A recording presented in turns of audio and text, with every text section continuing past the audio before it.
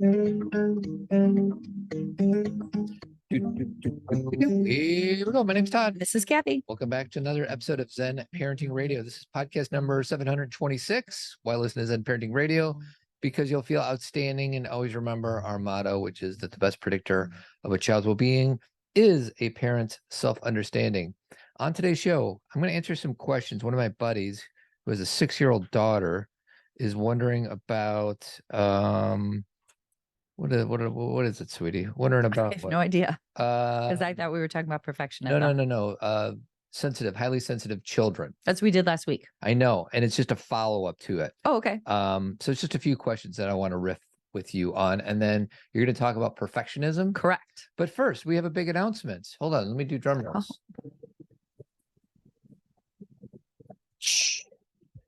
It's such a big announcement. It is. Because listen, everybody, we do this thing called the Zen Parenting Conference. Don't call it a conference. Don't call it a conference.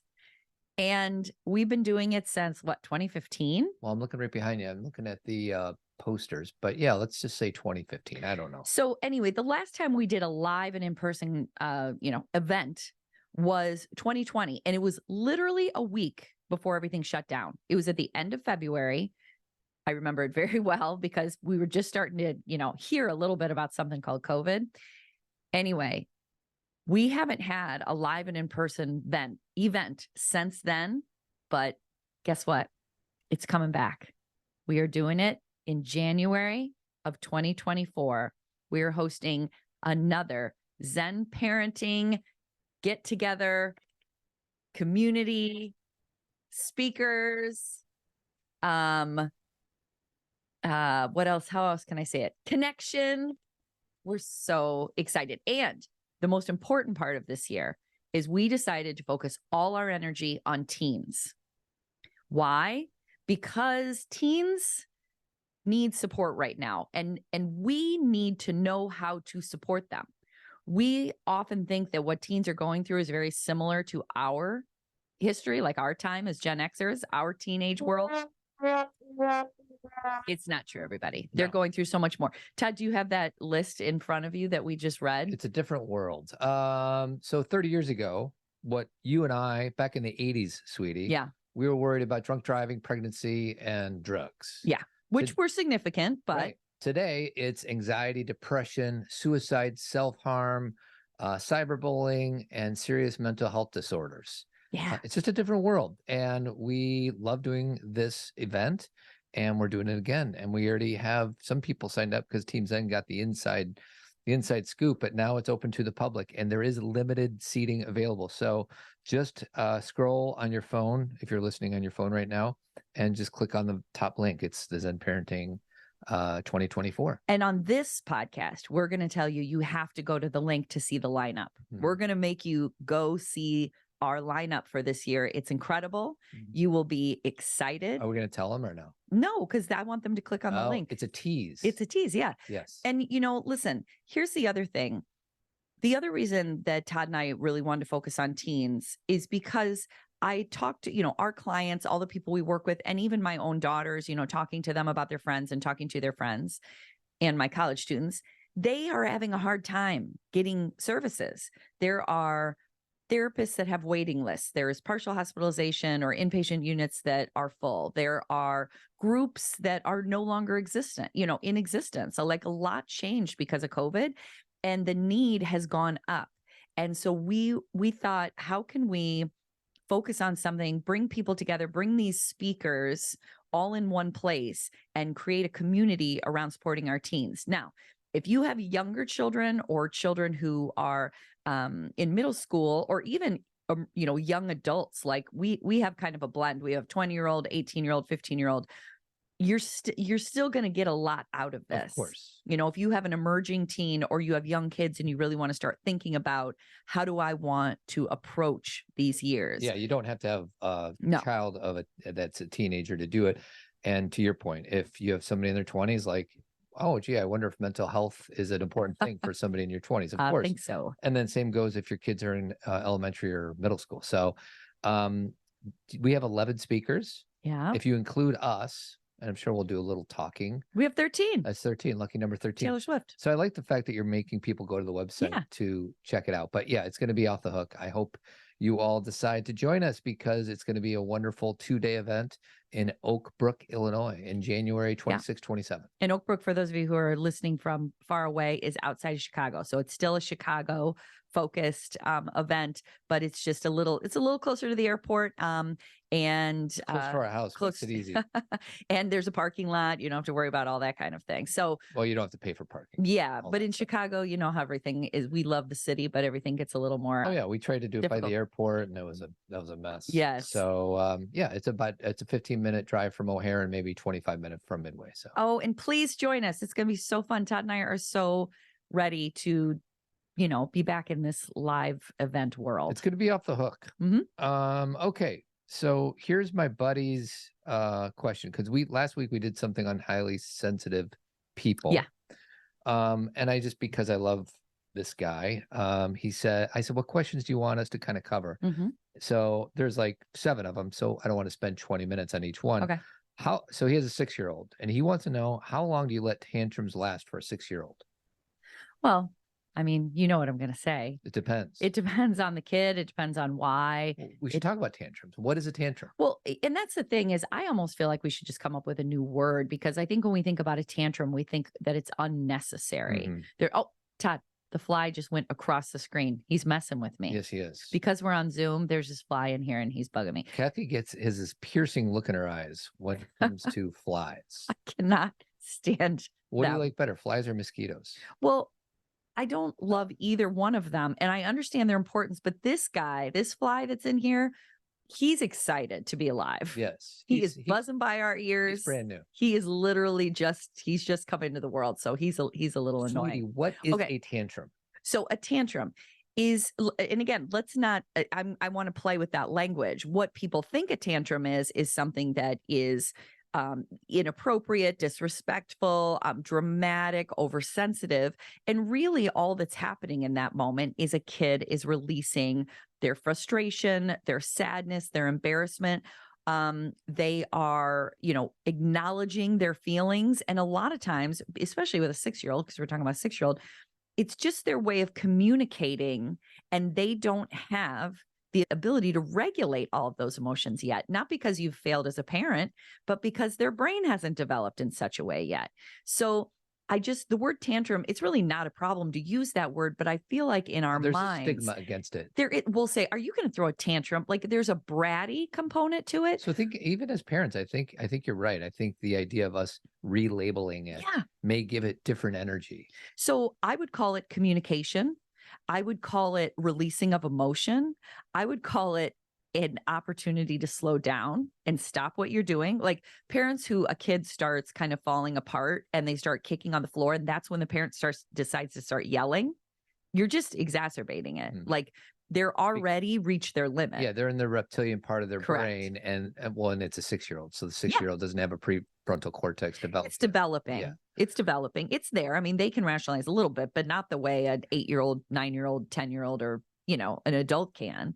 So they're just basically saying, picture them like like all of us human beings is like a cup.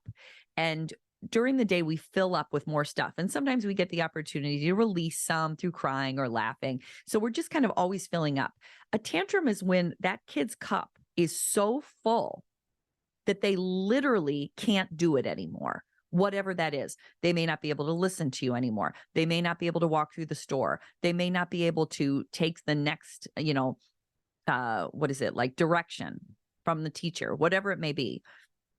They are basically saying, I am full. So you can understand why the goal is then to slow down, not to speed up, and to stop and allow them to, that's the opportunity where if they'll let you rub their back or hold their hand, sometimes they don't. And that doesn't mean they don't love you. It just means even touching is too much. Mm-hmm.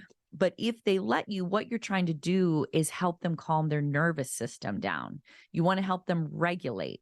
And there is a teaching component, but I'd worry less about I'm teaching them something and more about how to help them get back to, a state of mind where they don't feel the need to kick, scream, yell. Mm-hmm. And instead of worrying about when will this happen again, It's more about how do I get back to help them get to an equilibrium. Second question. Okay. How normal is it for a 6-year-old to have a tantrum? Very normal. It's so normal. And and again, for this, your friend who's writing this, I remember, I'm thinking of Skylar just probably because she's our youngest and it's more, on my mind. But when she was around that age, 5, 6, 7, do you remember when she would like sit there and I could see her eyes like welling up and I would say, do you need to get your SADS out? Yeah. And she would say, yes. And then she would just cry and like move around. And sometimes we'd hold her and sometimes she just kind of roll on the floor. And so I tried to like not frame it as, are you about to fall apart? I tried to recognize that she was starting to lose her capability. I always picture her with like waffles or something. Right. Like there was always these times in the morning. A lot of waffles, a lot of syrup. A lot of stickiness. Yes. And I would just say, oh, you just need to get your SADS out. I get it. Let's go do it. And so just think about how much that language changes the way you view that moment. Because then when they're done, you can be like, wow, good for you. Next question. How do you support a 6-year-old? Do you support a 6-year-old's fear without being pushy or passive? Do you have an example for me? No, I don't. How do you support a 6-year-old's fear without being pushy or passive? I don't know where he was going with that. Maybe he's saying, how do you acknowledge or validate fear and then not try and talk them out of it? Yeah, I think that's what he's asking. Yeah. I mean, when kids are afraid, yeah. You know why? Because they haven't done the things we've done, because they've had an experience, maybe 1 or 2 that have led them to believe that every experience will be like that again. You've got to remember they have a different brain. They don't have as much information. They don't have as much experience. They don't have a rational thinking mind that's well, formed. And of course they're going to be afraid. Like I was just talking to my oldest daughter or my youngest daughter about, going to Six Flags. And she went on all these roller coasters. And while she was telling me about it, she's like, yeah. And then this one I went on, I had been on it a bunch of times, but then I was scared this time when I went on it. But when I went down, here's what I did. And then I decided to not go on this one and she's even acknowledging when she's afraid. And even if she's done it before, she's still afraid. And even though I'm talking about roller coasters, isn't life a roller coaster? Like sometimes they're afraid to go to school. Sometimes they're not. Sometimes they're afraid to ask someone to be their friend. Sometimes they're not. So you can acknowledge their fear every single time. Acknowledging and validating their fear is not reinforcing their fear. What about a 6-year-old who has verbalized thoughts like, I'm a bad daughter. She hits herself sometimes. It's scary. Some language she uses that does not come from us. She talks about herself and we have no idea where she's picked that up. Right. Well, and she's probably not using language that anyone, nobody is saying to her, you're a bad daughter, but there's a message that she has that there are actually good or bad people, or that good or bad emotions, or that she either gets more love when she's a certain way and less love when she's another way. And this isn't about your buddy. Like this is human behavior. This happens in every family. So acknowledging that and recognizing that, it's all about, first of all, the language of choices. You always have to say to kids, it's not about you're a good or bad person. It's that there's good and not as great choices. You don't even have to use the word bad. You can be like, this was a good choice. This choice wasn't so great.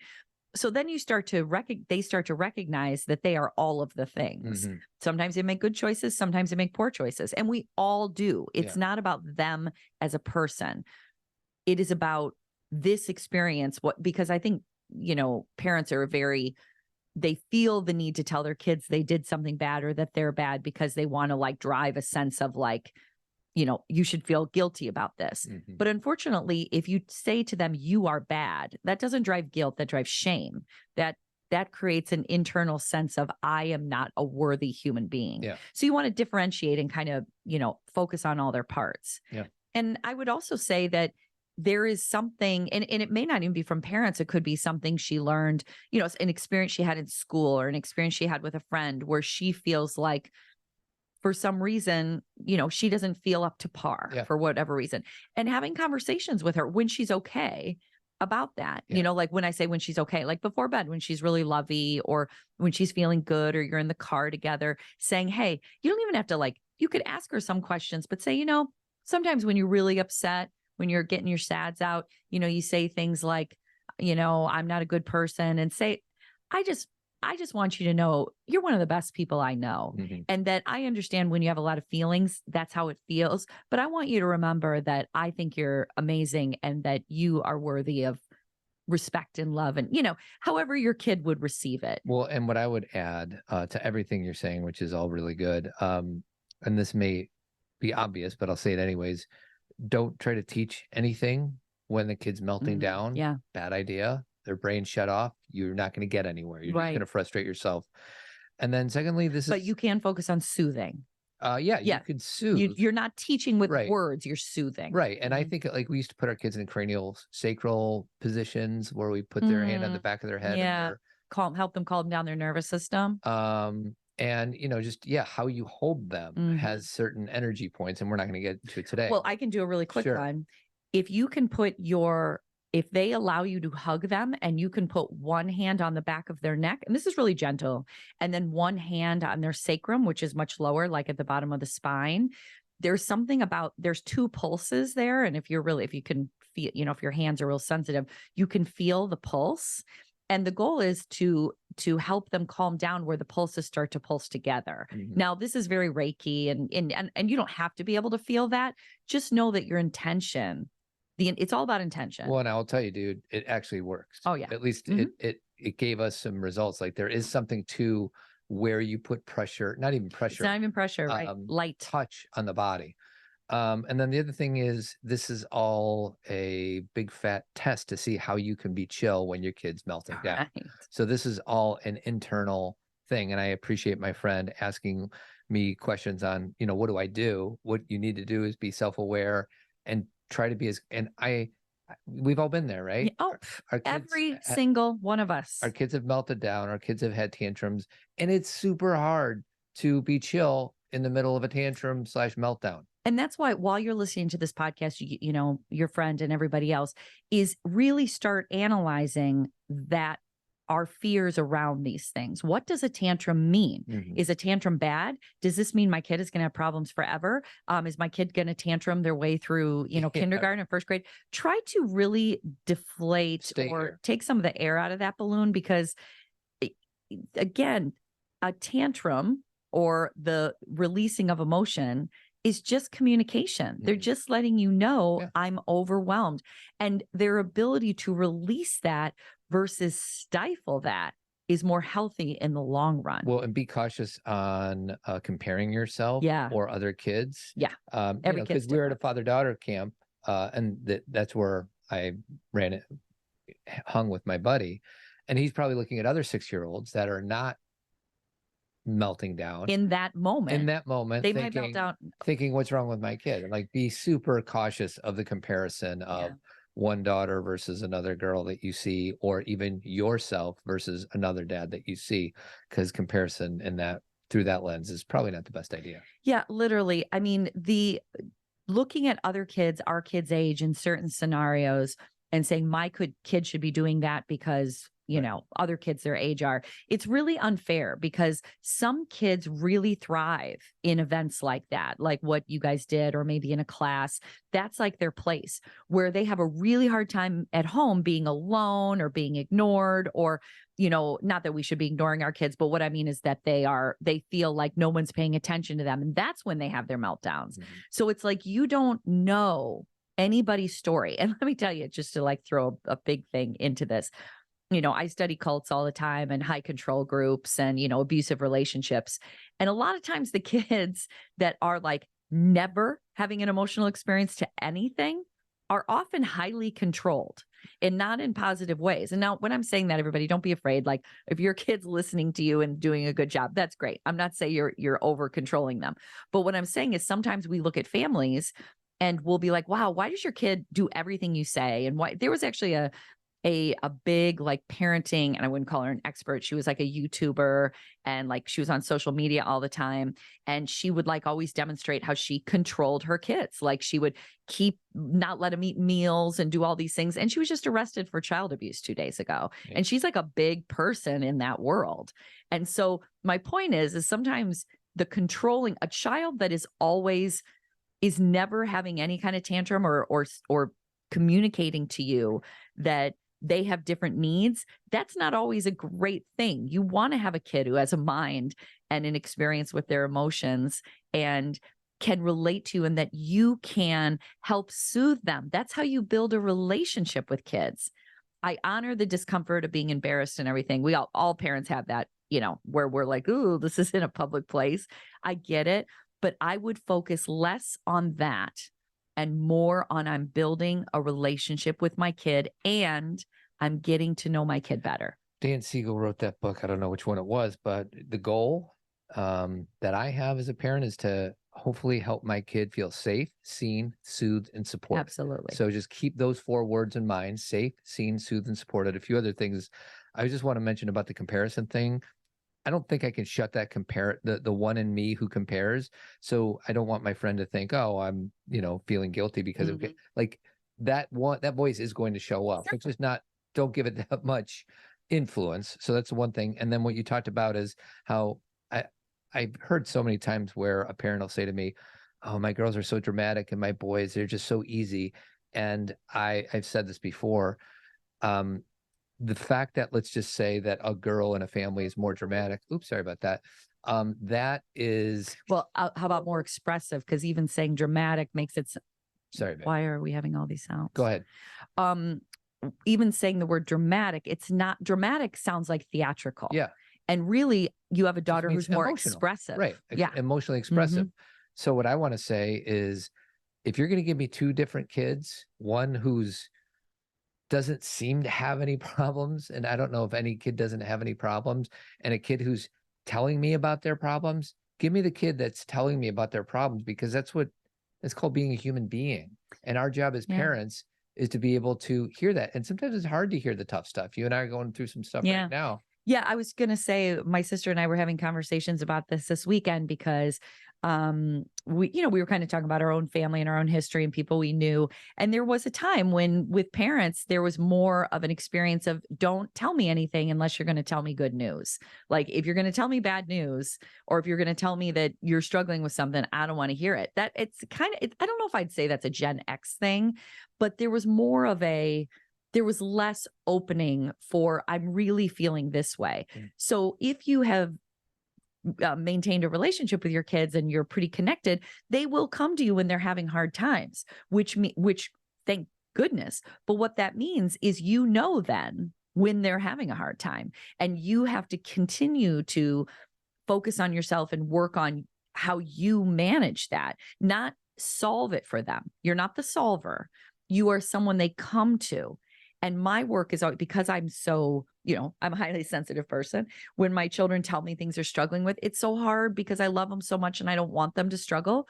But I also realize that what's happening is they're telling me their feelings, they are trusting me, and they know I'm always there. And that's everything I have wanted. And so my work then is to make sure that I can show up for that I am in a place where I'm not overly worried or like problem solving for them. Todd gets a lot of my feelings. I'll come to him and say, help me kind of put this in perspective. And I'm telling you, Skylar and I were just talking about that Mark Twain quote about, like, I've had so many problems in my life and only 10% of them actually came true. Yeah. Why I'm using that is, my girls are telling me all these feelings they're having, but really they're doing just fine. They're just normal human beings having this feeling or that feeling. And we've gone through so much change. Todd and I specifically, we have a daughter who's traveling internationally right now. We have a daughter who just started college. We have a daughter who's going to be driving in 2 weeks. Like, there's so many feelings, emotions, change. And our work is to stay stable and depend on each other or our therapists or our friends, so we can show up for our kids when they need us. And that when they show up, when they come to us and they release what they're feeling, then they're better. Yeah.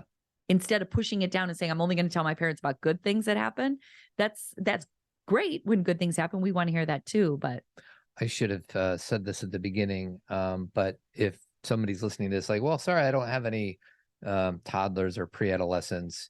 And it reminds me of that joke, which I love, is, what's the difference between a toddler and a teenager? Nothing.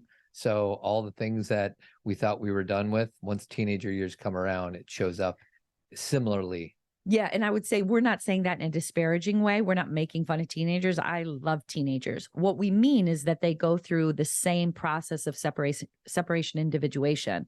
3-year-olds need to separate from us because they need to do things on their own. I do it myself. No, I'm not going to hold your hand.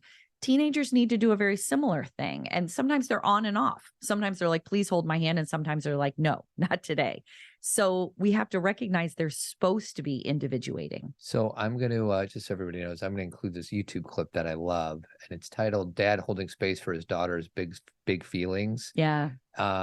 It doesn't translate on a podcast, but if you click on that, you will see an inspirational video of a dad knowing how to hold space for I think she's somewhere between an infant and a toddler. I don't know what the difference is. It's interesting that you're sharing this because he was the person I was picturing in my mind when I was saying when your daughter's really, we'll use the word tantrum to keep things streamlined here. Having a tantrum, your ability to hold her hand or to rubber backs that dad in this video that Todd's talking about, he does hold her and then she shakes away from him and he lets her. And then when she comes back, he's there. And then when she needs to move away, he lets her.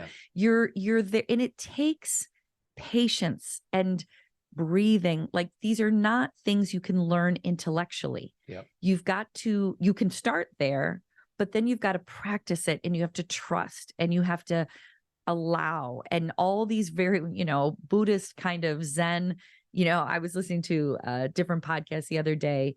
And it was about things that were like economics, habits, all these things. And someone said, well, what's the common denominator here? And the guy said, it all comes back to Zen Buddhism, doesn't it? And what he meant by that is it's about being here. Yeah. It's about knowing that things change. It's about being in, calming your body to be in the present. It's about understanding the bigger picture and the paradox. This is why Todd and I named our show Zen Parenting. That's right. We're going to skip over the last 2 questions because they're huge. Is it no television, limited TV, or TV whenever? And I refer to next week's podcast. With Devorah Heitner. Her new book is called Growing Up in Public. It's all about screen time and connecting to our kids through, what's it called? Life 360.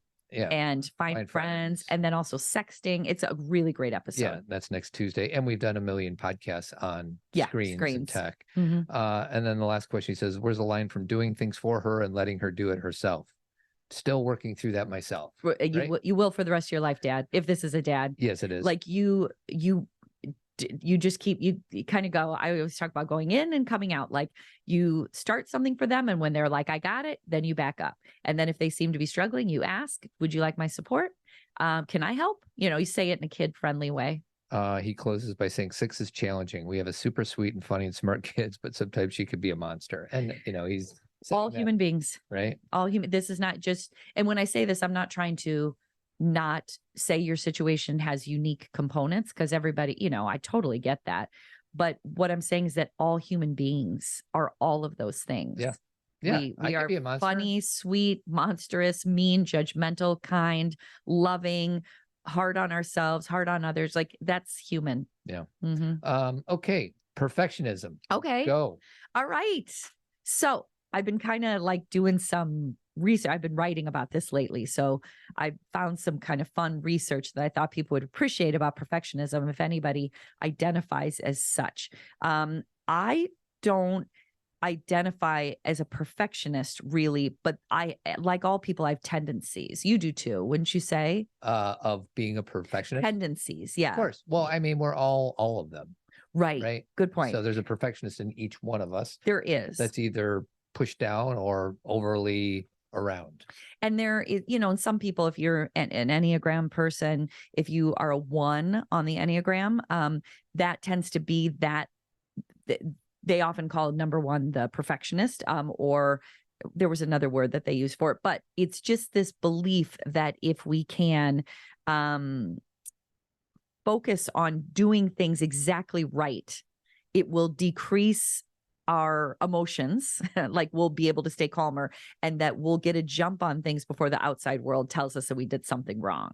So I'm just going to give you something that was really interesting to me. So perfectionism, I mean, it's basically, it's, us trying to get to impossible standards and be impeccable and, make sure that we do everything exactly right.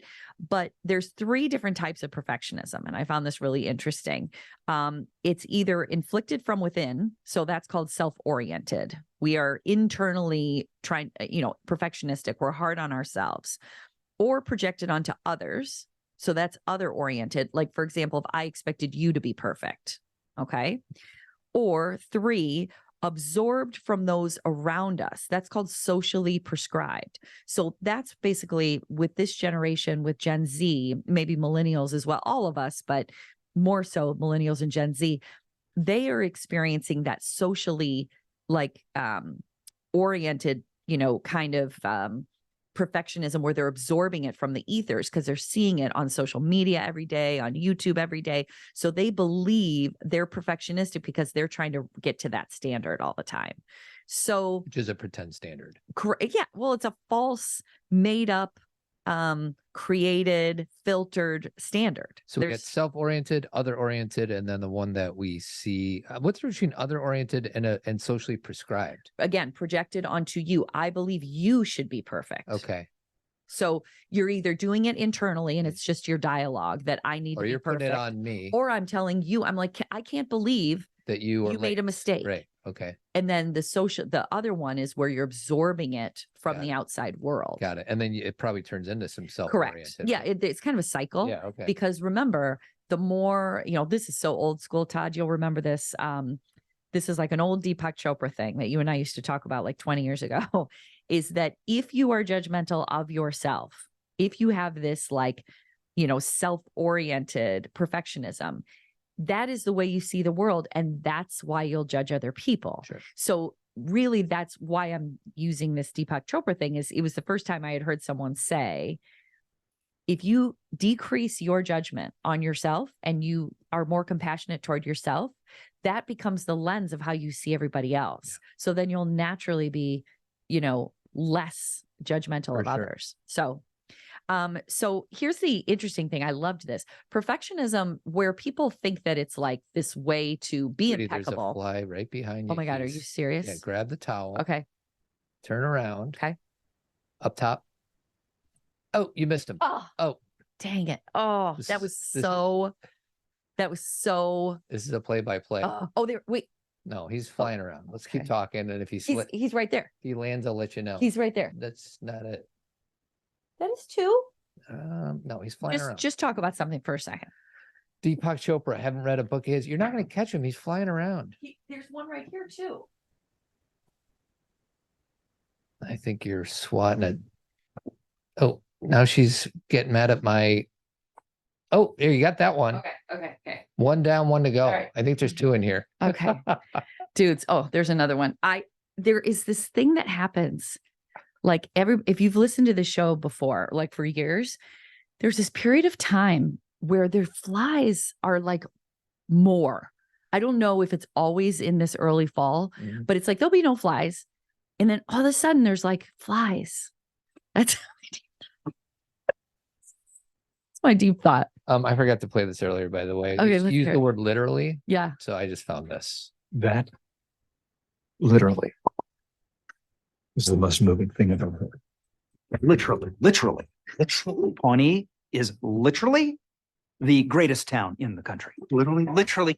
There's literally nothing in this world that you cannot do. Literally. I think that's about enough. That's Chris Traeger. That's my buddy Chris Traeger. That's right.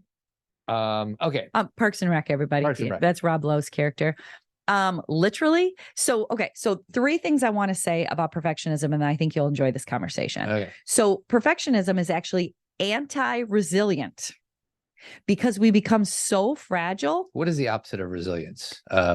Being weak or being the inability to be resilient. I mean, I don't know what the exact word would be because weak is kind of, look it up. We've got chat, GPT or whatever. So we become so fragile in the face of any kind of failure that we don't do things. It's like self-sabotage. Mm-hmm. So perfectionism is actually not an ability to like stay on top of things. It actually makes us very fragile because we are unwilling to make a mistake, acknowledge a mistake, or even have the possibility that there would be a mistake. Resilience comes from, oh, I'm doing things at a normal tone and pace as everybody else. And, oh, I forgot something. Sorry about that. I'll fix that. But a perfectionistic, mentality is that can't happen. Right.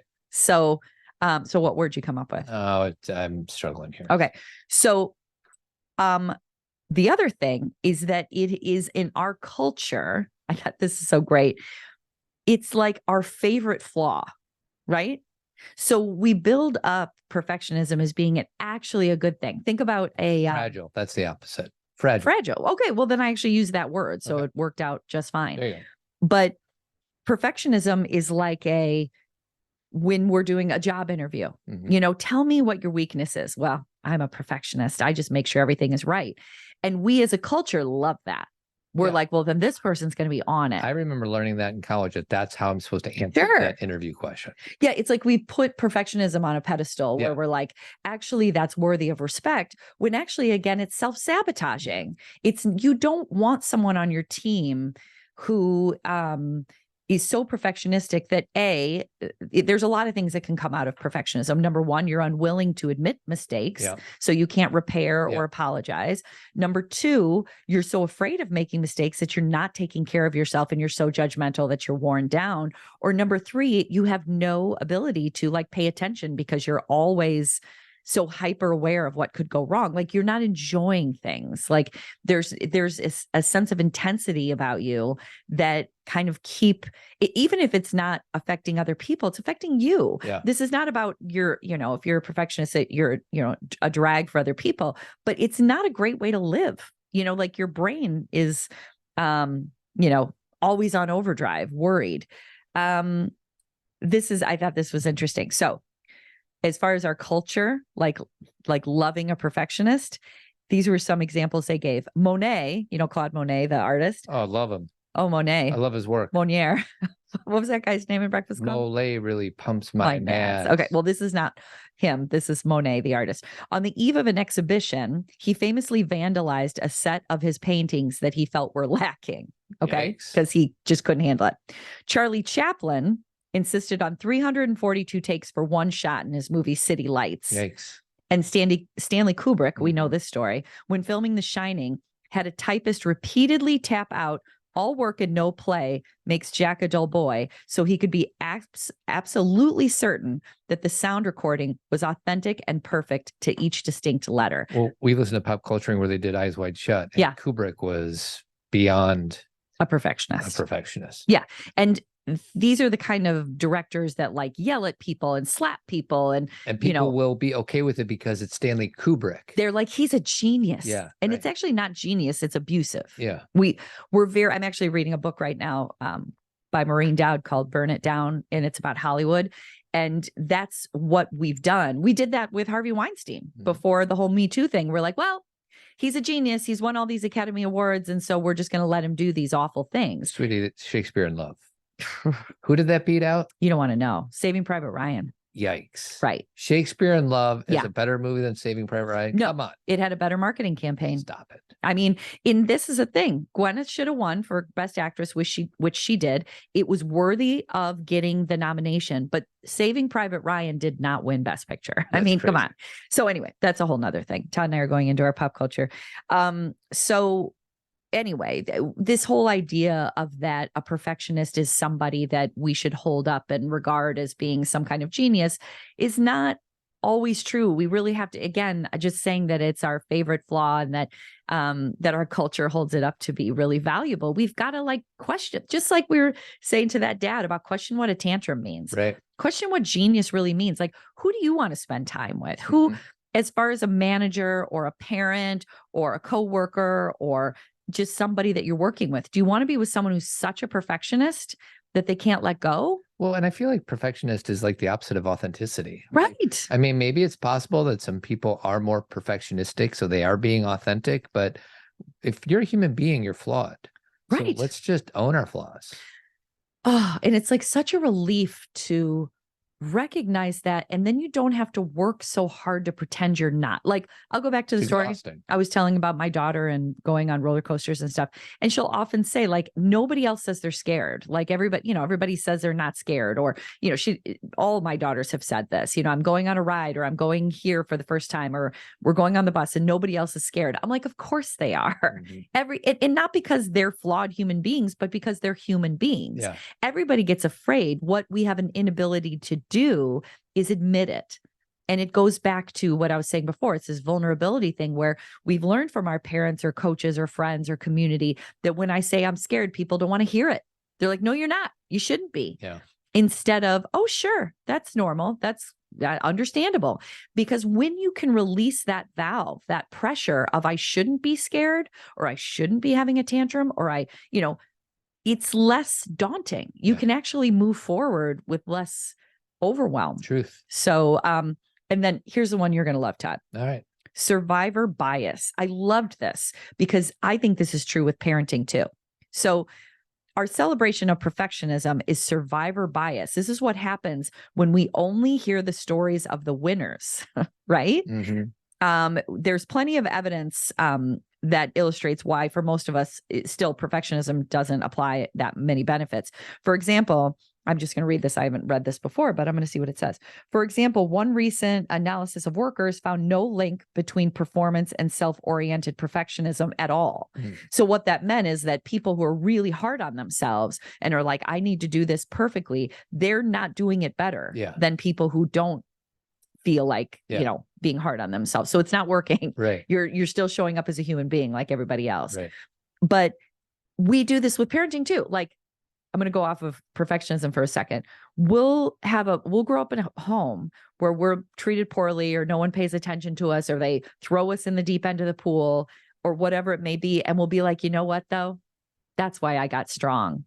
Yeah. At what cost? And there may be some truth. You did get strong. I'm not denying your experience, but it's a survivor bias. It's like, couldn't it have been different? Right. Because we'd only have one path to evaluate. Right. If my kid, I never got hit by my parents, but like if my parents hit me when I was younger and I decided that, that pushed me to excel and be, number one in my class or whatever.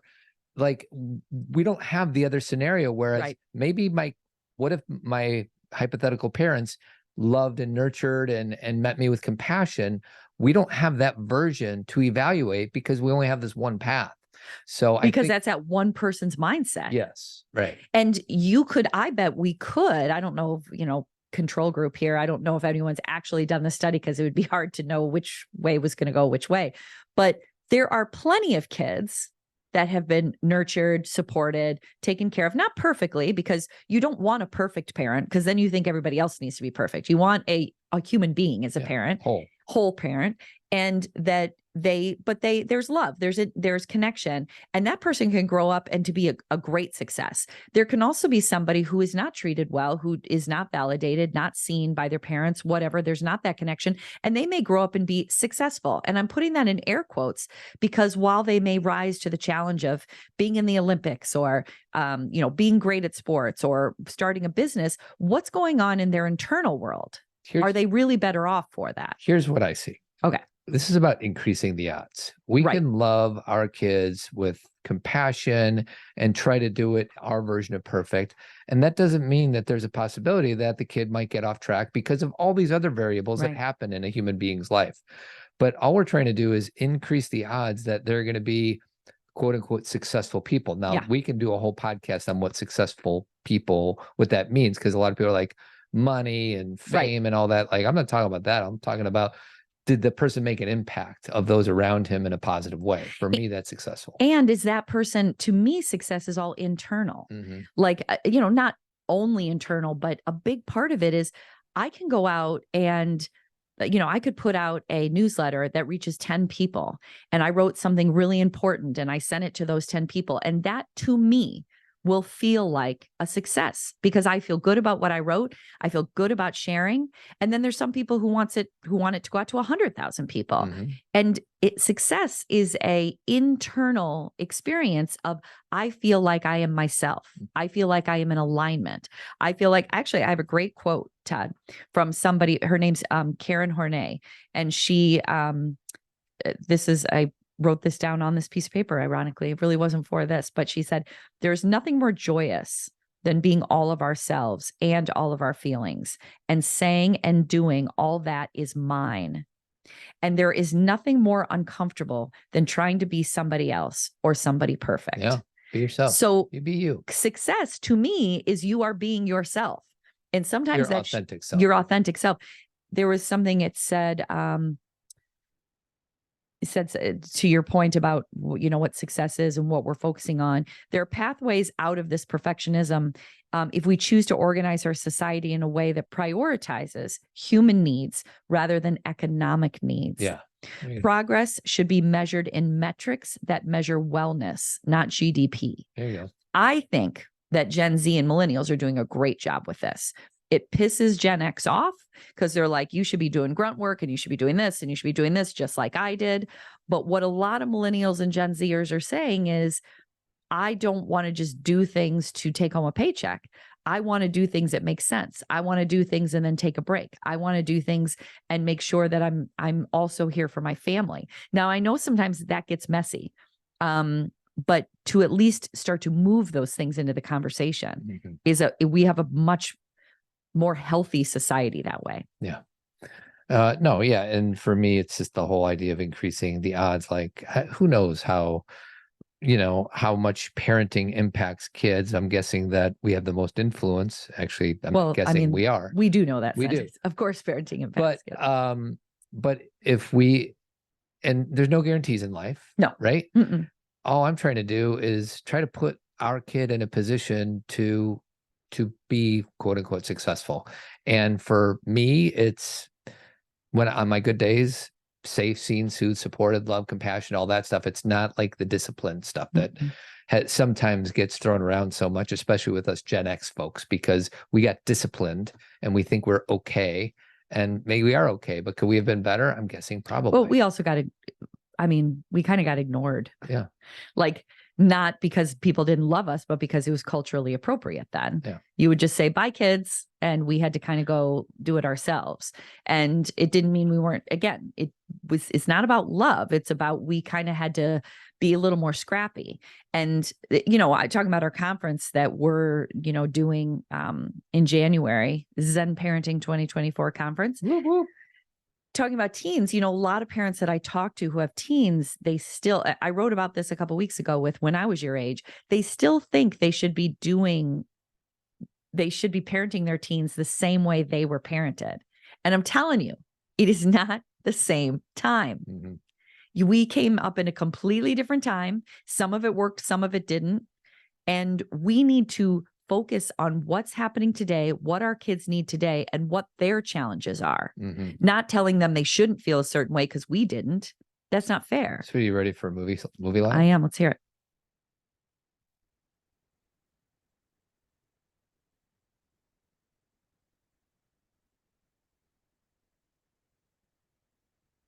What did they do to you?